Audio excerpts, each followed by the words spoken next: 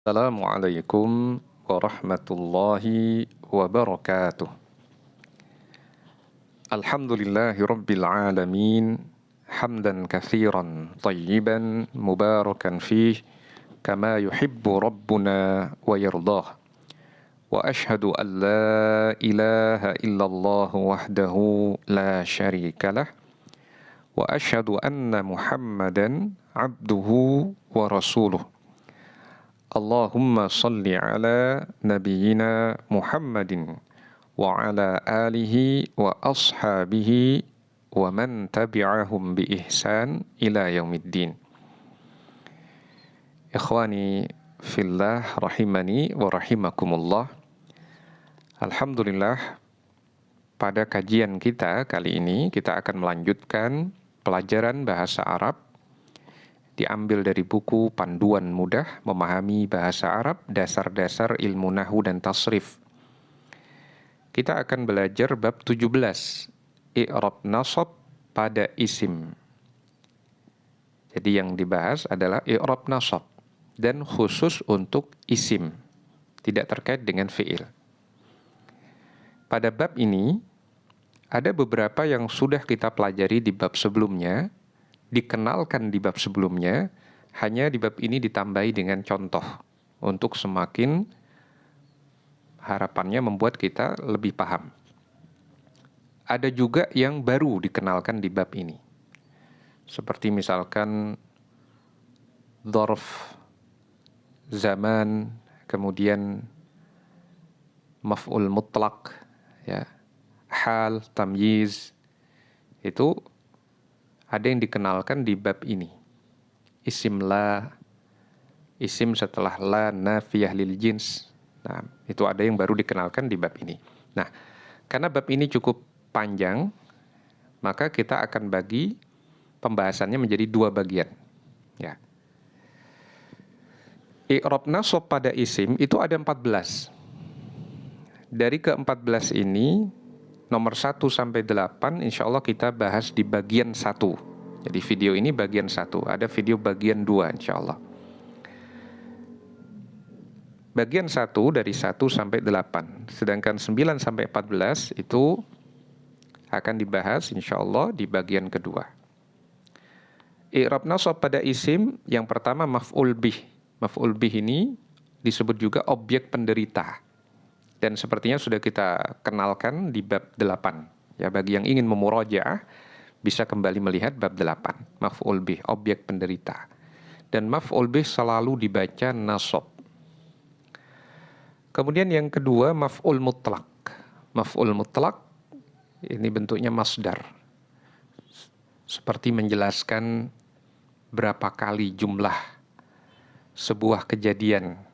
Nah, sekali, dua kali misalkan, itu dengan maf'ul mutlak juga. Atau menegaskan, sebagai penegas sebuah kondisi, sebuah keadaan. Kemudian dzarfuz zaman, keterangan waktu, ya, ini baru dikenalkan di bab ini. Dzarful makan, keterangan tempat. Keterangan tempat sudah pernah kita bahas ketika kita membahas bab tentang 3 gabungan kata yang paling banyak digunakan ketika membahas mubtada khabar, idhofah dan na'at man'ut, ya. Sepertinya sudah kita bahas di sana.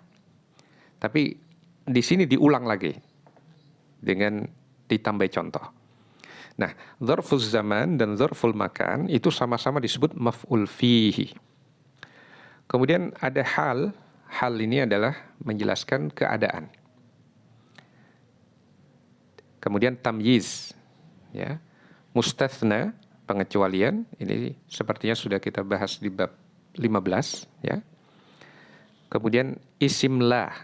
Isim la, isim yang mengikuti la nafiyah lil jins. Ini juga baru akan dibahas di bab ini. Nah, dari ke-8 ini insya Allah kita bahas di bagian pertama. Kemudian munada, maf'ul li ajli, maf'ul ma'a, khabar kana wa akhawatuha, isim inna wa akhawatuha, serta tawabi. kita akan bahas di bagian kedua insya Allah. Semoga Allah Ta'ala memberikan taufik dan pertolongan kepada kita. Contoh maf'ul bih dalam kalimat yang mengalami nasab. Artinya, semua maf'ul bih itu pasti mengalami nasab. Contoh maf'ul bih dalam kalimat. Allah Ta'ala berfirman dalam Quran surah An-Nahl ayat 11. Khalaqal insana min nutfatin fa'idha huwa khasimun mubin. Khalaqal insana. Dialah Allah yang menciptakan manusia min nutfatin, dari nutfah, dari air mani. Fa'idha huwa khasimum mubin. Ternyata kemudian dia menjadi penentang yang jelas terhadap Rabb-nya. Ketika sudah menjadi manusia yang sempurna fisiknya, ya, justru dia tidak bersyukur, menjadi penentang, durhaka terhadap penciptanya. Waliyadzubillah. Di sini al-insana itu adalah maf'ul bih. Khalaqa itu mengandung fi'il dan fa'il. Huwa, dia Allah telah mencipta. Al-insana objek yang dicipta. Nah, di sini mengalami nasab. Tanda nasabnya adalah dengan fathah karena dia adalah isim mufrad. Kata benda tunggal. Al-insana fathah. Berikutnya yang juga contoh adanya maf'ul bih dalam kalimat Quran surah Fussilat ayat 33. Allah Ta'ala berfirman, وَمَنْ أَحْسَنُ قَوْلًا مِمَّنْ دَعَا إِلَى اللَّهِ وَعَمِلَ صَالِحًا وَقَالَ إِنَّنِي مِنَ الْمُسْلِمِينَ. وَمَنْ أَحْسَنُ قَوْلًا, dan siapakah yang lebih baik ucapannya, mimman da'a ilallah, dibandingkan orang yang berdakwah mengajak kepada Allah. Wa amila salihan, dan beramal saleh. Wa qala innani minal muslimin, dan dia berkata sesungguhnya aku termasuk orang-orang muslim. Ini menunjukkan, ayat ini juga menunjukkan keutamaan berdakwah, mengajak kepada Allah. Maka itu termasuk ucapan yang terbaik. Ajaklah manusia ke jalan Allah, untuk taat kepada Allah, mentauhidkan Allah, menjalankan sunnah Rasulullah SAW, menjauhi kesyirikan, menjauhi kemaksiatan, menjauhi kebid'ahan. Itu termasuk ucapan yang terbaik. Juga beramal soleh. Solihan di sini adalah maf'ul bih, objek yang diamalkan. Jadi solihan. Dan maf'ul bih selalu nasab. Di sini tanda nasabnya adalah dengan fathah karena dia adalah isim mufrad. Nah, berikutnya contoh maf'ul bih dalam kalimat, kita ambil kalimat dalam Sahih Al-Bukhari. Dalam Sahih Al-Bukhari. Al-Imam Al-Bukhari menyatakan, wara'a Umaru rajulan yusalli baina ustuwanataini fa'adnahu ila sariyatin faqala salli ilaiha. Wara'a Umaru rajulan, dan Umar melihat seorang laki-laki yusalli baina ustuwanataini, salat di antara dua tiang, mungkin salat sunnah, ya. Fa'adnahu ila sariyatin, maka Umar pun mendekatkan orang ini ke tiang itu sebagai sutroh. Faqala salli ilaiha. Umar menyatakan, salatlah menghadap ke arahnya. Dan ini Umar melakukan sebuah amar ma'ruf nahi munkar dengan tangan. Ketika melihat ada orang tidak salat menghadap sutroh, ya, maka beliau lakukan, dipindahkan orang itu untuk salat ke arah sutroh tanpa dia bergerak menghadap ke arah selain kiblat. Jadi tetap diarahkan ke kiblat, dipindah saja supaya menghadap ke arah sutroh. Nah, dan ini posisinya bagi seorang yang memiliki kekuasaan, ya, yang ketika dia ingkari kemungkaran dengan tangan, tidak terjadi fitnah yang lebih besar. Berarti dia mampu. Justru maslahat yang didapatkan. Nah, di sini rajulan ini adalah maf'ul bih. Maf'ul bih, ya, objek. objek seorang laki-laki yang dilihat oleh Umar. Pelakunya Umar, perbuatannya melihat, objeknya adalah laki-laki, rojulan.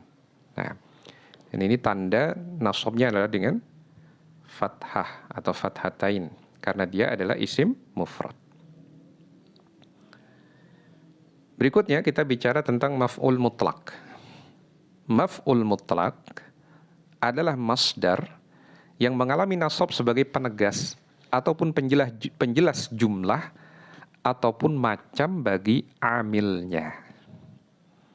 Ini penjelasan dalam kitab Al-Mumti' Syarah Al-Ajurrumiyah halaman 103. Jadi maf'ul mutlak itu masdar.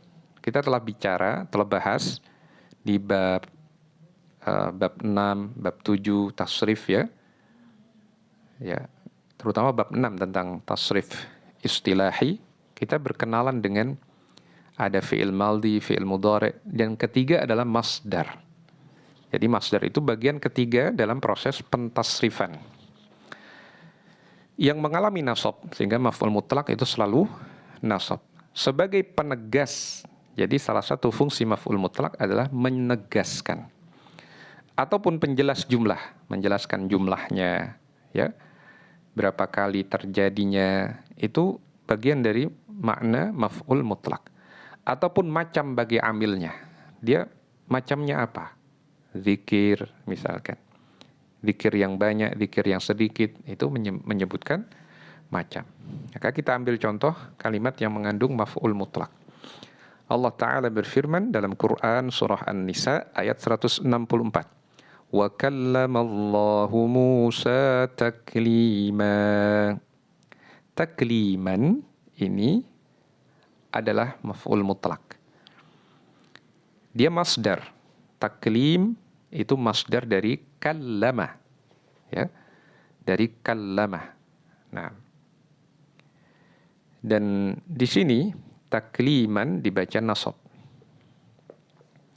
Menjelaskan sebagai penegas. Jadi fungsinya sebagai penegas. Wa kallamallahu Musa taklima. Dan Allah benar-benar berbicara kepada Musa dengan pembicaraan yang hakiki. Sesuai dengan akidah Ahlussunnah, Allah Maha berbicara dengan pembicaraan yang hakiki, namun sifat Allah tidak sama dengan sifat makhluknya. Tidak kita tolak dan tidak juga kita tanyakan kaifiatnya.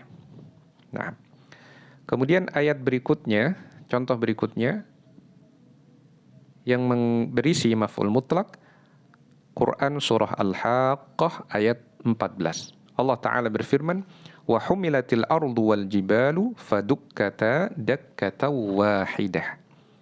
Wa humilatil ardu, dan bumi pun diangkat. Wal jibalu, demikian juga gunung. Fadukkata, kemudian dihancurkan, dakkatan wahidah, dengan sekali penghancuran. Dakkatan ini adalah maf'ul mutlak. Dan dia adalah masdar. Fungsinya menjelaskan jumlah. Berapa kali? Di sini sekali. Dihancurkan dengan sekali penghancuran. Kemudian contoh yang ketiga, maf'ul mutlak terdapat dalam sebuah kalimat dalam Al-Quran surah Al-Ahzab ayat 41. Ya ayyuhalladzina amanu dzkurullaha dzikran katsira. Wahai orang-orang yang beriman, ya, mengingatlah atau berzikirlah, mengingat Allah dengan zikir yang banyak. Dzikran. Ini masdar, maf'ul mutlak, nasab, ya, menjelaskan macam bagi amilnya. Zikir yang banyak, itu macamnya. Diperintah untuk berzikir. Berzikir yang seperti apa? Zikir yang banyak. Nah, ini contoh maf'ul mutlak.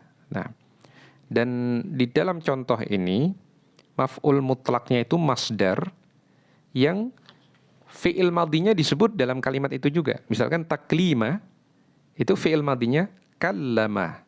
Ada di dalam kalimat yang sama. Wa kallamallahu Musa takliman. Jadi masdarnya itu maf'ul mutlak. Dan dia selalu dibaca nasab. Dakkatan itu ada unsur fi'il madinya tapi majhul. Fadukkata. Dakkatan itu masdarnya, yang itu maf'ul mutlak. Demikian juga fi'il udhkurullaha.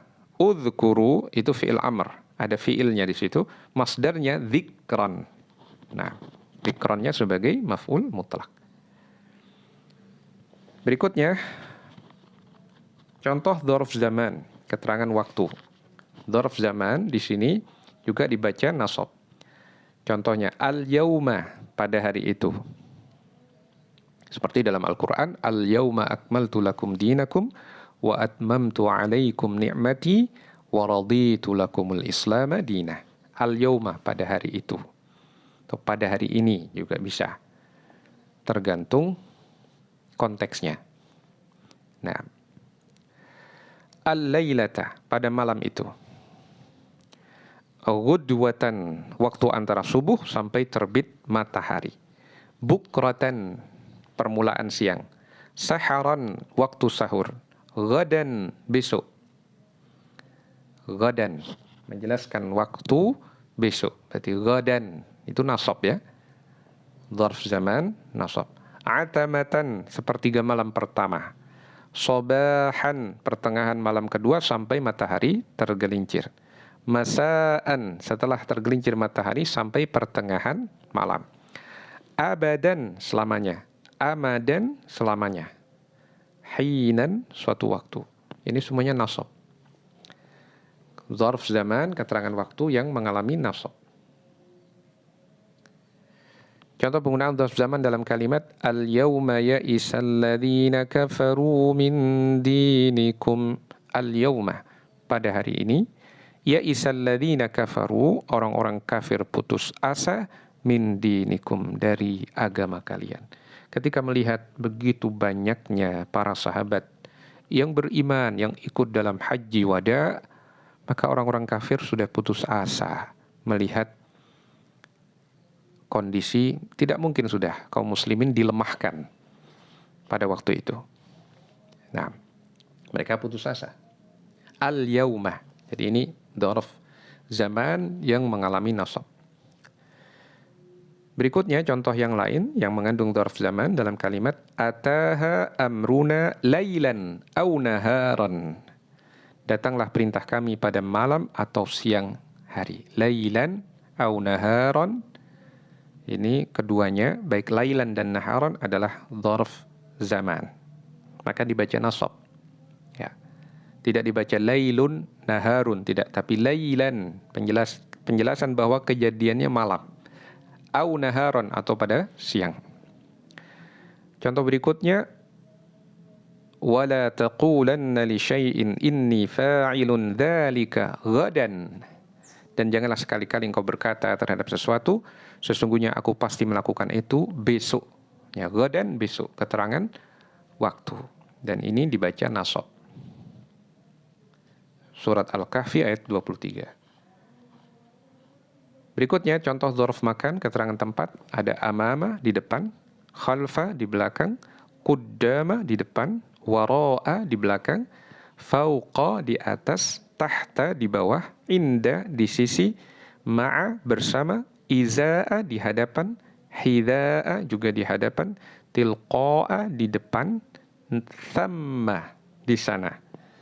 Jadi jangan salah baca dengan thumma. Kalau thumma itu kemudian. Kalau thamma di sana. Wa idza ra'aita thamma ra'aita na'iman wa mulkan kabira. Dan jika engkau melihat ke sana, ke arah penduduk surga, ra'aita na'iman wa mulkan kabira. Engkau melihat nikmat yang besar dan kerajaan atau kekuasaan yang besar. Thamma itu ke sana.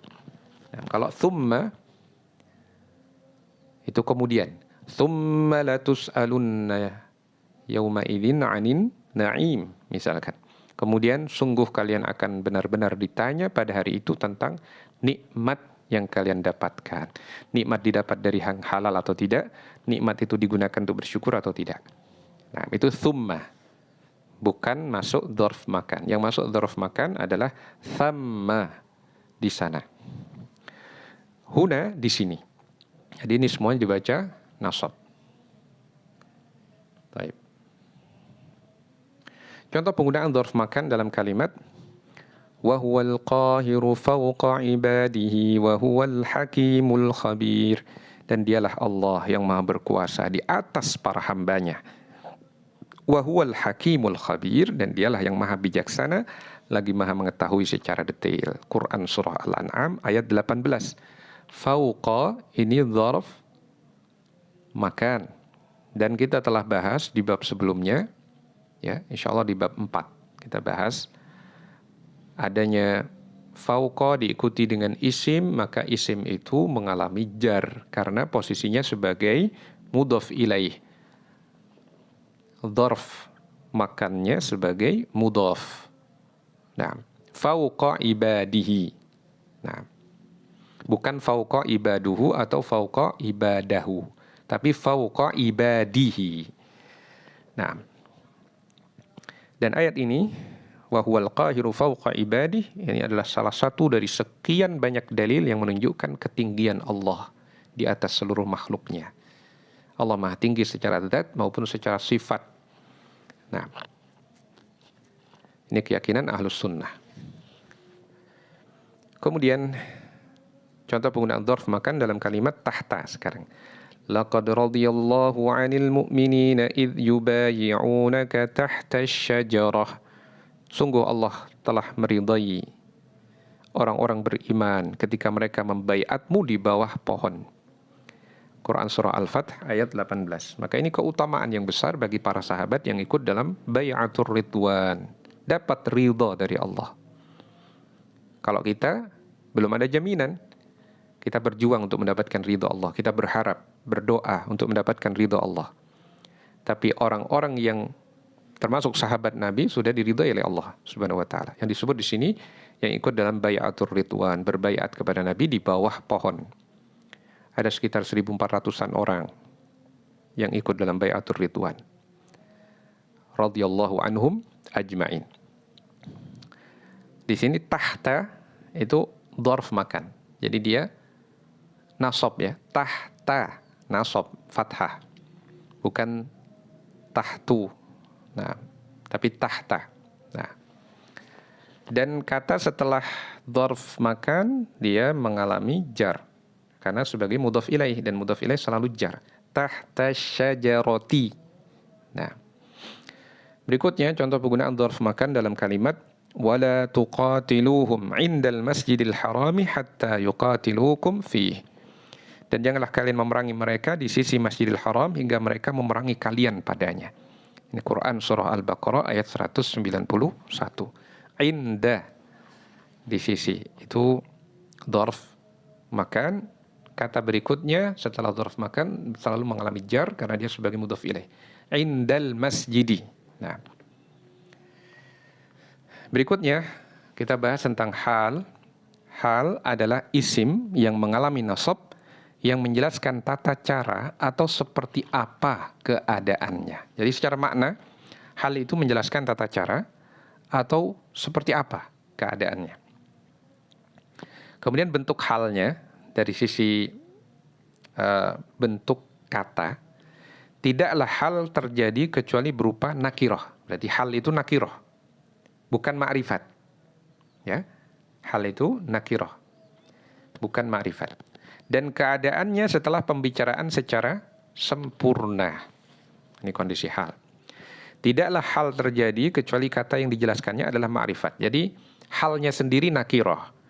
Sedangkan kata yang dijelaskannya itu ma'rifat. Contoh, fakharaja minha khaifa. Maka keluarlah dia, Musa, darinya dalam keadaan takut. Khaifan itu hal.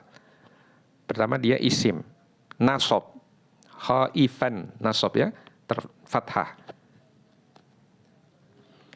Nah, dan ini menjelaskan seperti apa keadaannya. Secara makna menjelaskan keadaannya takut, khaifan. Ya. Khaifan itu hal nakirah, bukan al-khaifa, bukan begitu, tapi khaifan, nakirah. Sedangkan yang dijelaskan adalah ma'rifat. Kata yang dijelaskan Musa dalam bentuk dhamir, huwa. Huwa itu ma'rifat. Ya. Isim dhamir itu ma'rifat semua. Nah, berikutnya wa idza ra'aw tijaratan aw lahwan faddu ilaiha wa tarakuka qa'iman. Ini hal menjelaskan keadaan. Ya, keadaan sebagian sahabat ketika baru-baru di masa baru-baru Islam, ya. Ketika Nabi sedang berkhutbah, ya, ada kafilah dagang datang bawa makanan, mereka kondisinya kelaparan memang. Ya, belum tahu hukumnya bahwa harus mendengar dengan seksama sampai akhir. Ketika datang kafilah dagang, mereka semburat mendatangi kafilah itu, meninggalkan Nabi dalam kondisi berdiri. Qa'iman. Kondisi Nabi bagaimana ketika berkhutbah? Qa'iman. Ini hal menjelaskan keadaan seperti apa. Jadi Nabi berkhutbah dengan berdiri. Maka ini salah satu dalil yang menunjukkan khutbah Jumat yang dilakukan itu dengan berdiri. Dipisah dengan satu kali duduk. Jadi 2 khutbah itu dengan berdiri, dipisah dengan 1 kali duduk. Wa tarakuka qa'iman. Nah. Berikutnya tamyiz. Tamyiz adalah isim yang mengalami nasab yang menjelaskan suatu zat, benda atau person yang belum ada kejelasan. Jadi fungsi tamyiz itu menjelaskan yang belum ada kejelasannya. Penjelasan berikutnya, tidaklah tamyiz terjadi kecuali dalam bentuk nakirah. Jadi tamyiz juga nakirah, hal juga nakirah. Nah, dan terdapatnya setelah ucapan sempurna. Nah, contoh kalimat yang mengandung tamyiz, tasabbaba Zaidun 'araqan. Zaid mengucur deras keringatnya. Tasabbaba Zaidun, mengucur deras. Zaid, apanya? Nah, itu yang dijelaskan dalam tamyiz. 'Araqan, keringatnya.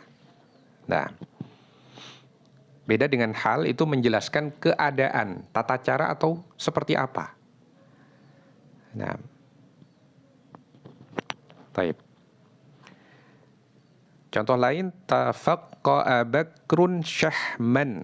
Bakar terbelah-belah atau sangat banyak lemaknya. Ya, karena bakar ini gemuk, dia terbelah-belah, ya, terlipat-lipat maksudnya. Itu apanya? Lemaknya. Nah, itu menjelaskan. Tamyiz itu menjelaskan yang belum jelas. Syahman. Contoh lain, Taba Muhammadun nafsan. Muhammad terasa nyaman jiwanya. Apa yang terasa nyaman baginya? Jiwanya. Nafsan. Nafsan ini adalah tamyiz. Ishtaraitu 20 gulaman. Saya membeli 12 hamba sahaya. Ya, ini contoh ketika, nah ini diambil dari Al-Ajrumiyah, ya, yang pada waktu itu masih penulisnya masih mengalami masa-masa adanya perbudakan. Dan dalam kitab fikih masih terbahas tentang perbudakan. Karena mungkin walaupun saat ini sudah jarang ada perbudakan, bisa jadi suatu saat akan terjadi lagi dan hukumnya belum dihapus. Ketika memang ada hal-hal yang menyebabkan terjadi perbudakan. Misalkan karena jihad fisabilillah melawan orang-orang kafir, maka orang-orang kafir itu yang ditawan menjadi budak. Nah, atau seorang yang secara keturunan dia anak dari budak, maka dia menjadi budak. Nah, baik. Gulaman di sini adalah tamyiz. Malaktu tis'ina na'jatan. Saya memiliki 90 biri-biri betina. Na'jatan di sini adalah tamyiz. Jadi di antara bentuk tamyiz mengikuti beberapa bilangan.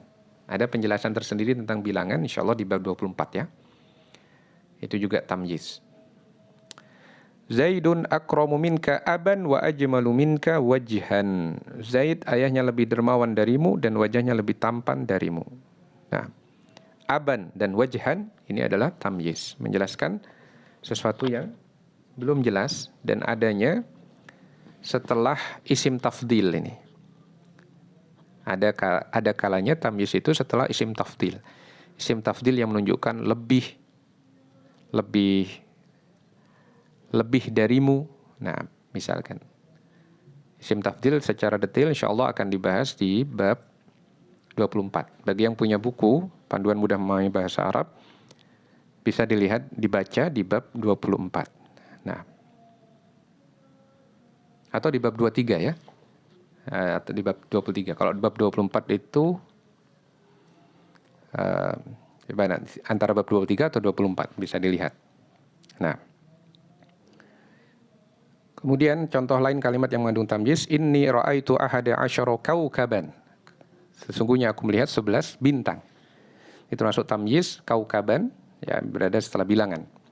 Washta'ala ar-ra'su syaibah, dan telah menyala uban pada kepala. Syaiban ini tamyiz. Dengan struktur seperti ini, syaiban adalah tamyiz, menjelaskan apa yang menyala uban. Nah, menyala maksudnya banyak, saking banyaknya dia disebut menyala.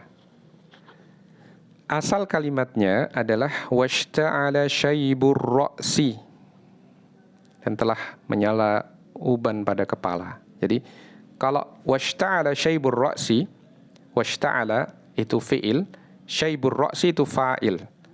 Sedangkan fa'ilnya tersusun dalam bentuk mudhaf dan mudhaf ilaih.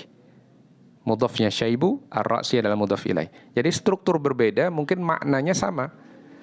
Washta'ala ar-ra'su syaiba, sama saja maknanya dengan washta'ala syaibu ar-ra'si, tapi strukturnya berbeda. Kalau washta'ala ar-ra'su syaiba, washta'ala itu adalah fi'il, ar-ra'su adalah fa'il, syaiban adalah tamyiz.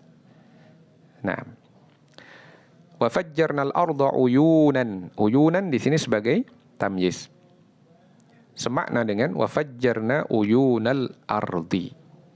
Nah, ungkapannya beda, tapi maknanya sama. Strukturnya beda. Baik. Berikutnya tentang mustasna, kita telah bahas di bab 15. Ini hanya ditambahi contoh mungkin, atau diingatkan kembali, ya. Qamal qaumu illa Zaidan. Semua orang pada kaum itu berdiri kecuali Zaid. Zaidan. Itu yang masuk mustasna nasab. Kharajan nasu illa Amran. Manusia keluar kecuali Amr. Ini kalimat positif sempurna. Jadi kalau kalimat positif sempurna sebelum adatul istisnanya illa di sini. Ya, maka kata setelah adatul istisna, mustasnanya adalah dibaca nasab. Nah, bisa dilihat kembali di bab 15. Maqamal qaumu illa Zaidan. Tidaklah ada orang dari kaum itu berdiri kecuali Zaid. Ini kalimat negatif sempurna. Ma darabtu illa Zaidan. Tidak ada yang aku pukul kecuali Zaid. Kalimat yang kurang disesuaikan amilnya. Ma darabtu illa Zaidan. Ma darabtu. Tidaklah aku memukul. Dari sini maf'ul bihnya belum ada. Kemudian ada illa sebagai adatul istisna.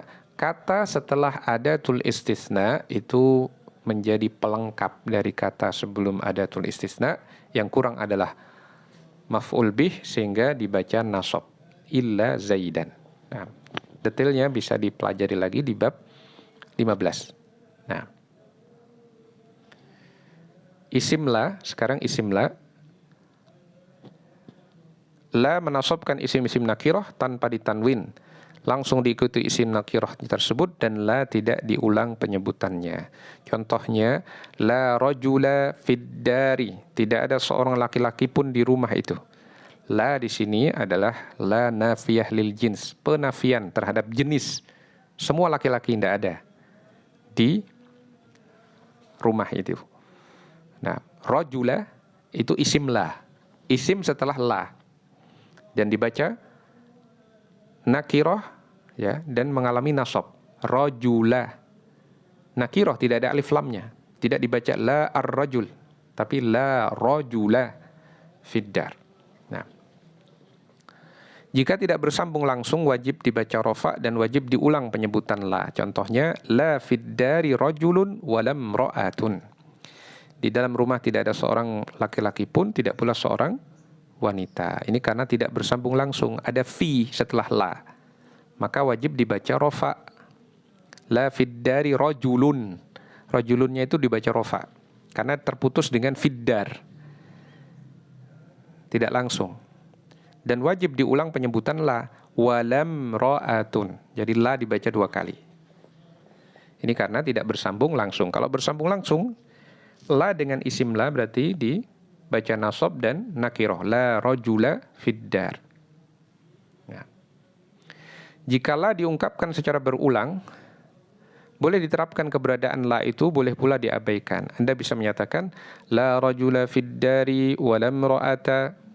Nah. Ini kalau la-nya diulang. Jadi rajula fiddari walam ro'ata. Nah, nyambung langsung. La diikuti isim, la, tapi la-nya berulang. Maka kalau la berulang, boleh diterapkan keberadaan la itu, boleh pula diabaikan. Sehingga bisa dibaca la rajula fiddar walam ro'ata, boleh juga dengan menyatakan di bawahnya la rajulun fiddari walam ro'atun. Sama-sama boleh secara struktur bahasa. Contoh isim la yang dibaca nasab. La ilaha illallah. Ilaha itu isim la. Dibaca nasab karena dia isim la. Setelah la nafiyah lil jins, la penafian terhadap jenis. La ilaha illallah. Tidak ada sembahan. Dalam kurung disebut yang benar. Itu sebenarnya mahdzuf. Terhilangkan, tapi diperkirakan apa yang hilang itu kata tersebut. Tidak ada sembahan yang benar kecuali Allah. Nah, semua sembahan lain adalah batil. Contoh lain, la hasada illa fisnatain. Tidak boleh ada hasad, ghibtah kecuali terhadap 2 orang. Orang yang diberi harta, kemudian dia dapatkan dari yang halal harta itu, dia banyak berinfak di jalan Allah, sering berinfak di jalan Allah, itu harusnya kita ghibtah. Orang yang diberi kemampuan oleh Allah menghafal Al-Quran dan mengamalkan isi Al-Quran, dia sering baca Quran, dia amalkan kandungannya, itu harusnya kita ingin seperti mereka. Nah, la hasada, hasada itu isim la. Nah, dia dibaca nasab dan nakirah. Contoh kalimat berikutnya, la sauma fauqa saumi Daud. Tidak ada puasa yang lebih di atas puasa Daud. Ya. Nah, tidak ada puasa yang lebih, bisa diartikan dari puasa Daud. Sehari puasa, sehari berbuka. Sebagai puasa sunnah. Itu yang lebih utama, yang paling utama. Hadits riwayat Al-Bukhari dan Muslim. Maka sebagian ulama berpendapat bahwa berpuasa tiap hari itu masih kalah utama dari sisi anjuran dibandingkan puasa Daud. Sehari puasa, sehari tidak berpuasa. Walaupun sebagian ulama juga membolehkan puasa setiap hari, selain hari-hari yang terlarang berpuasa, dia puasa terus setiap hari. Karena memang mungkin dia seorang yang pemuda yang dianjurkan banyak berpuasa, misalkan. Sebagian sahabat melakukan puasa shaumad dahr. Ada khilaf di kalangan mereka, apakah puasa terus-menerus, kecuali pada hari-hari yang dilarang, itu boleh atau tidak. Sebagian menganggap yang paling tinggi adalah puasa Daud, sehari puasa, sehari berbuka. Dalilnya ini, la sauma fauqa saumi Daud. Hadis riwayat Al-Bukhari dan Muslim. Kemudian, la salata ba'da subhi hatta tartafi'a asy-syamsu. Nah, tidak ada salat setelah subuh hingga naiknya matahari. Itu sebenarnya hadis riwayat Al-Bukhari. Coba tulisannya terpindahkan ke atasnya. Tidak ada salat setelah subuh hingga naiknya matahari, hadis riwayat Al-Bukhari. Maka tidak boleh salat sunnah setelah salat subuh. Sampai terbit matahari, nunggu masuk waktu duha. Dan masuk waktu duha itu, kata sebagian ulama, 15 menit setelah terbit matahari. Itu yang tercepat. Kecuali seorang yang melakukan pengganti sholat sunnah qabliyah subuh. Itu boleh. Nabi pernah melihat seorang melakukan sholat lagi setelah sholat subuh. dan Nabi bertanya, apakah sholat subuh 4 rakaat?